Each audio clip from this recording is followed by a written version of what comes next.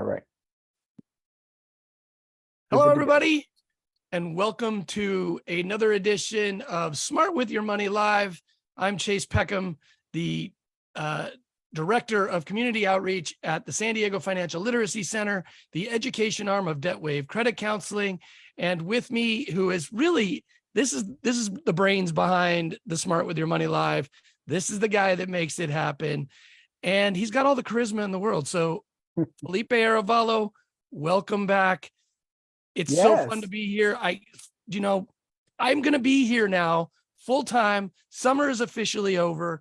Kids are gone. They are at school. I don't have to worry about them being walking into my office and hanging out anymore. I'm telling you, I'm so happy. I've never been so happy to be back on a Smart With Your Money Live. My internet connection is so weak today. So I missed half of your thing. Oh, God, it had a lot of high energy. It was good. It was good up until my internet froze. Oh, it was good even when your internet froze. You just didn't get to see it. I just didn't see it. I'll have to watch it on the record, which brings me, you guys could always catch this later on Facebook, on Instagram, on YouTube, wherever you watch videos. But yeah, today we're going high income earners and record credit card debt. And, our timing for this was great, although, the writing was kind of on the wall when we first came up with the topics. But American credit card debt hit a record $1 trillion just earlier this month. That's a lot of money. That's a lot of debt. That is a lot. So, and it's on the rise. It's on the rise quickly. So, I think it's a great time to kind of sit back, look at those credit card balances, look at your credit cards and go, okay, let's stop this ship from sinking, or this, we're in trouble now. Let's figure out how we're going to recover from it.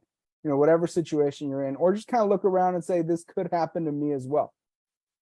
But it's mostly low income, right? Not really, actually. If you look at the income percentiles, and this chart is from moneygeek.com, but if you look at the income percentiles, it's really a nice standard deviation type curve as far as which percentage of the income population carries debt. It's actually not your lowest income, not your highest income, but it's the ones in the middle that carry. Remember statistics, and you got the little bell curve. It's the middle ones that are carrying the highest, the highest percentage of them carrying debt. You're looking at 57% between 60 to 80% income percentile, and 55% between 40 to 60. So the population in the middle America, middle income earners, in some places might even be considered higher middle income.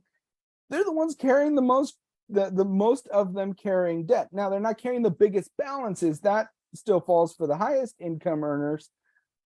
But when you compare it to income, $12,000 may not seem as much as, even at these lower brackets, that $3,800 might be a more stressful situation than that $12,000 because of the income disparity. But it's not low income. It's not your high income earners either, although they carry some debt with them as well at about 30%.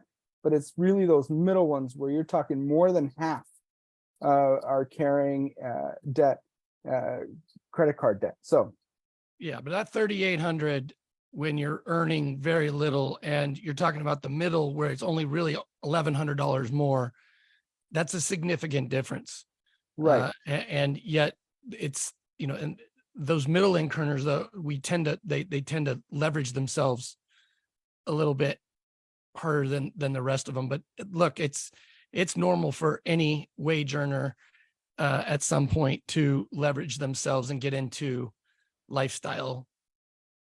Yeah, it happens. Habits. Yeah, and it could happen. It could be one big event that happened that caused the credit card debt, or it could slowly work its way in with slight changes that you didn't catch fast enough. Lots of different ways to fall into debt. Falling into debt can happen very easily. So anyone really can fall into debt is kind of what we're going with. Not every event is going to be like Schitt's Creek where they lose all their money overnight type of thing. That was drastic, but you definitely, everyday Americans can fall into debt, high income, low income. And sometimes I think people look at the higher income populations and say, if only I made that much money, I wouldn't have any credit card debt. But what happens a lot of time as people make more income, maybe they get a raise, maybe they get, promoted or whatever the case may be, but they start making more money. You want to really be careful to avoid lifestyle creep. And we've done a whole swim live on it. So there's the link so you can watch it. Or when you're done watching this on record, scroll down on YouTube or Facebook or wherever, and make sure you watch all the other ones and hit like and whatnot, but also find the lifestyle creep one. So you can learn all about what lifestyle creep is. But basically, more money, more problems. You make more money, you spend more money. And if you were falling into a little bit of debt when you were making a little bit of money, you make a little more money, you're going to build a little more debt if you don't catch yourself and if you don't make the adjustments and have that realization of, okay, I'm making more money, but why am I also spending more money? I spend more than what I made before. If I was getting by with that, why can't I still get by with that? Take that extra money that I now have and pay down my debts. Right. Take that extra money that I now have and save and invest and, put it towards, my big financial goals, whatever that might happen to be. So watch the lifestyle creep. You get a raise, you get promoted, maybe, kids go back to school and now the significant other can also go back to work. Now you're two-income family, whatever it is, avoid that lifestyle creep. And actually, as of January 2023, 60% of United States adults are living paycheck to paycheck. And that includes more than 4 in 10 high-income consumers. So 40% of high-income consumers are actually living paycheck to paycheck. And that's a dangerous situation to be in because we all know stuff's going to come up that we're going to have to spend money on, right? Whether it's a big emergency, whether it's you waited too long to buy soccer cleats and now the ones that are on sale are no longer available. Whatever the case may be, you might have to spend more than what you think. Cars break down. You may need a new tail light, and then that tail light will cost you a whole lot more than I've ever heard a tail light costing. Or like Chase, you could find a YouTube video. Yes, I did that. Yeah, which is a good idea because it probably, and you don't consider yourself a super do-it-yourself type of person, do you? They wanted to replace my taillight for $965 for ridiculous. A tail light for my 2015 Yukon. That is such a high amount. But what's even crazier is I found the light and it was $215 on Amazon, but I bought it and then watched a YouTube on how to replace it and put it in myself. Yeah. But still, the days of those little light bulbs that you just put in there for $3.50. Yeah, two of them for $9. What the heck? All this, light efficiency. Come on. But those expenses come up, and maybe they do. Maybe it's something where you can't watch the YouTube video. In fact, my son just the other day said, "Dad, how come you have problems with your cars all the time?" I said, "I don't. It's just both cars seem to be having little tweaks at the wrong time." It all kind of bunches up. Yeah. I just replaced the final 2 smoke alarms here. If you watch the little swim daily swim tips, you'll see yesterday's tip was me on top of the step stool, like trying to figure out. That was a good one. I was laughing really hard because mine tend to go off all at the same time. Yeah, we had 2, maybe a year ago, and then the other 2 were doing good, and one of them started beeping. I was like, I'm just replacing the final and they're 2. So annoying. Then you unplug them or take the battery out. That doesn't matter. No, yeah, and they always seem to take off like at 2 a.m. You wake up and you're like, what's going on? It's like beep. Like, oh, you got to be kidding me. Yeah. Like if I throw a shoe at it, can I? Will it stop or will it set it off? Will not. It will not stop. It will not. You'll just break something else. Exactly. So, be careful living that paycheck to paycheck. And, this is where, we'll go over some of the things you can do. And it doesn't matter how much you make. We talk to students sometimes, they're like, oh, I'm going to make it to the league. I'm going to make it to, I'm going to do this. I'm going to do that. I'm going to make a ton of money. I'm going to be a doctor. I'm going to be a lawyer. It doesn't matter how much you make. You can go broke. You can overspend. It happens all the time. It does. And as a matter of fact, according to the National Endowment for Financial Education, 70% of lottery winners go bankrupt within a few years. That is just fun. That's just crazy. Absolutely mind-boggling. It's so, but that's why I've seen, like, when we had that really big jackpot not too long ago, a couple weeks ago. People were saying, like, if you win, here's what you need. You need a tax person, a lawyer, a trust person, a financial planner or two. You need to hire all these people before you go claim your prize. And that's true, because if you just start kind of doing your own thing, 70% of them go broke. Yeah, it's and really I'm sure sad. Most of them probably said the same thing we did. Like, how could you ever? And then they found a way. So, like Jurassic Park, life will find a way. So an estimated 60% of national basketball players, NBA players, 78% of NFL players, and a large percentage of Major League Baseball players, in fact, four times more than the average U.S. citizen, go bankrupt within 5 years after they leave their sport. That's insane. It's such a high number. It's not like it's a little more. And we're talking 4 times the national average when they made good money. I mean, just put it in a high yield checking account and you'll be, for a high yield savings account, and you'll just, right.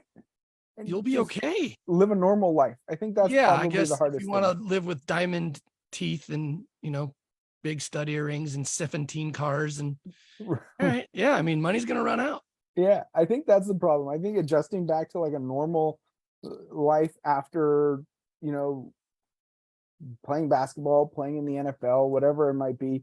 I think sometimes that might be difficult for, some of these athletes. So I just Googled like bankrupt athletes, and this is the list that came up. And the list goes on. And, a great show that talks about this very thing in the lifestyle and everything is a show called Ballers that used to be it was by starring Dwayne Johnson, The Rock. And he's a NFL player turned financial advisor. But it's just amazing how, they can get sucked into the wrong things. You have a bunch of friends in your circles that are on the payroll. Right. It can go, and it can go fast. Yeah. So if they can make millions and go bankrupt, you can make hundreds of thousands and go bankrupt too. So, just avoid that situation. Obviously, bankruptcy is like way.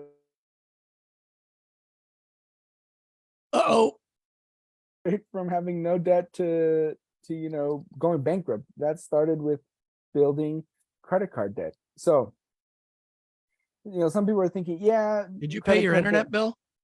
It doesn't seem like it, right? I always tell people when I budget, like, make sure you look for cheaper internet alternatives. You might not need the fastest internet. Well, that's backfiring. Yeah, that's not anymore. Not these days. You'd think with the kids back in school and no one else here except for Sarah using the one computer upstairs. But I guess today is not a good day for my internet provider. But is it that bad? Yeah, it's actually getting there. Delinquencies are on the rise. In fact, we're back to pre-pandemic level on delinquencies and credit card debt.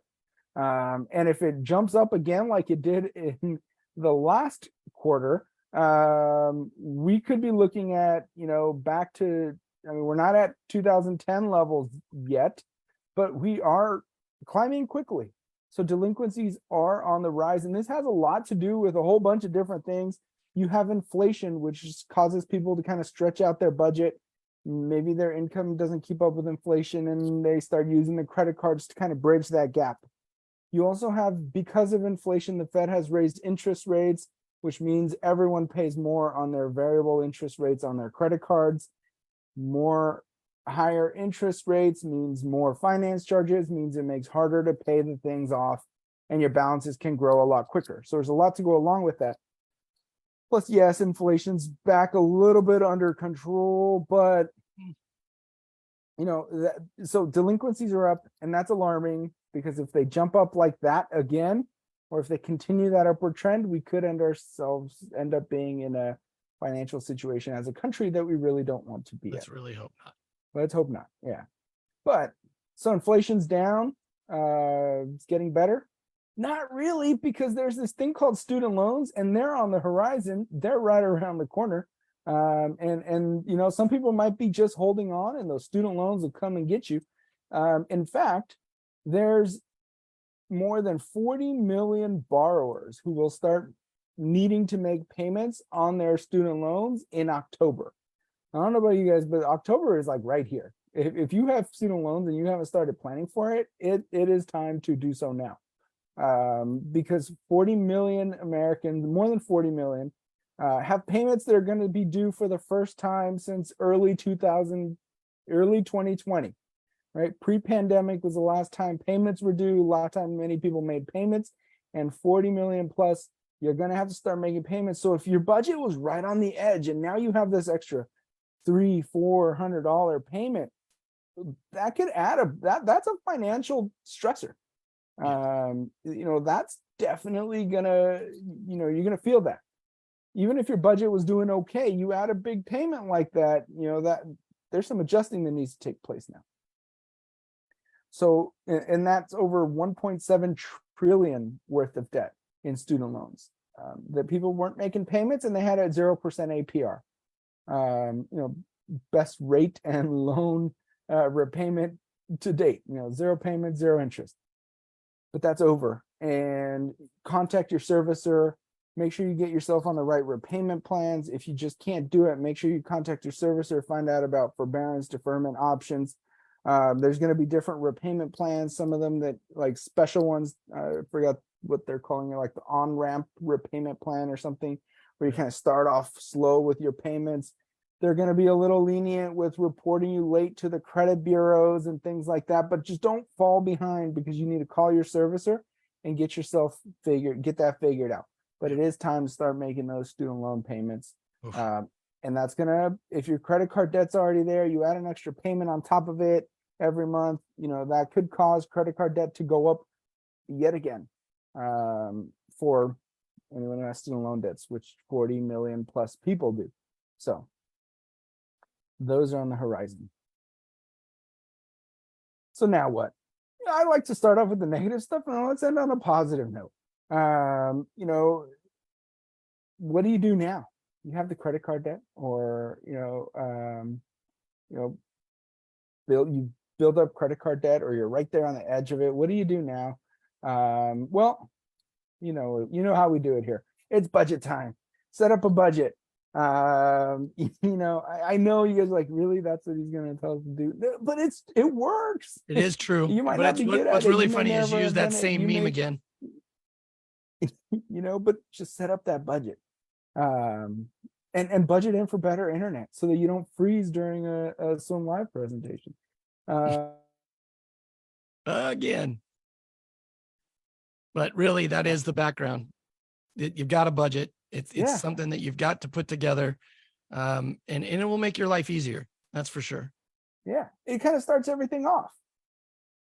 Whether you're avoiding credit card debt, or you have the credit card debt and you're looking to, go ahead and get that credit card debt lowered, that budget's going to come in very handy. Then you come up with a plan. What are you trying to do with your, how are you going to pay it back?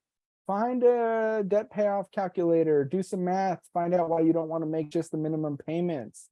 And then come up with a plan for what it is you're trying to accomplish. In this case, pay down debt, avoid debt, whatever it is. Come up with a plan, figure out, what you can afford to throw extra at your credit cards. Find out if there's things you can cut out. Maybe you don't need your 10 streaming services. maybe you can shop around for, this is where I was going to tell you to shop around for cheaper internet, but maybe not.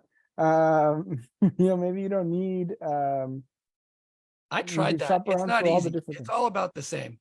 And then if you find the cheap stuff, like, there's other services where you can use cell service or whatever it might be, and it's just awful. You get what you pay for, like what Felipe's paying for right now. Yeah, I mean,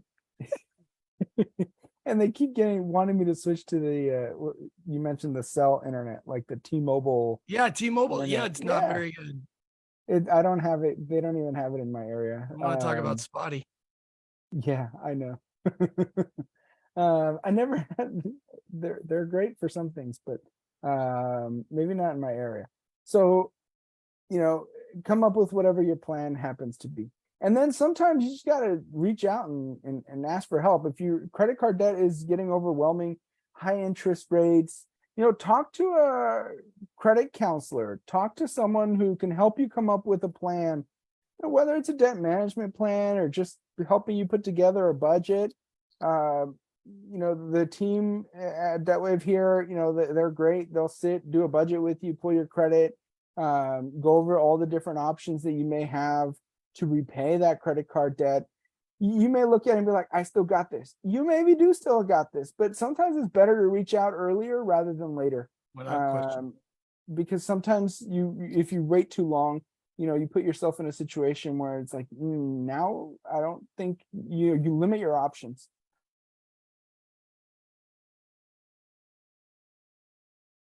All numbers right there, 888-686-4040. But talk to them 20 minutes, 30 minutes, whatever it takes, and go over a budget, come up with a plan to pay off that debt, and get yourself out of credit card debt. Whatever method you pick, you need to try and avoid that credit card debt. Any questions?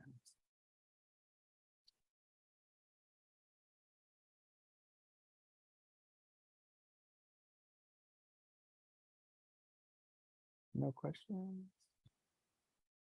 Someone's going to question, what internet do you have? So I don't get it. Yeah, right. Well, It's it's just so random how so internet can be random. like that. It's Yeah. the same internet I've used forever, so in life. So. Yeah. No doubt. No doubt.